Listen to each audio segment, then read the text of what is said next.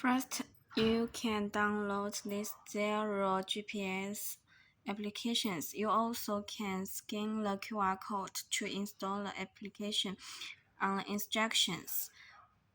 A count is the IMEI number on the device. The original password is 123456. You can change the password. Next, you can change the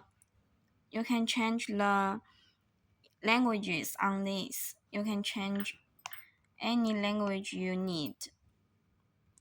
Then you can account is the IMEI number on the device.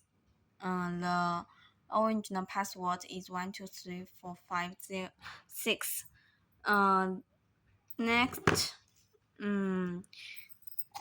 you need to insert the Edge mobile phone card and 128 memory cards. If the right light flashes these 3 times in the upper left corner, it means it is working.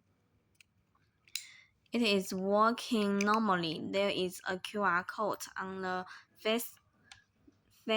Open the app, click My, then click My Information, and then there is a device name. Enter the string of numbers on the face ledge into the device name. Then you can use it normally.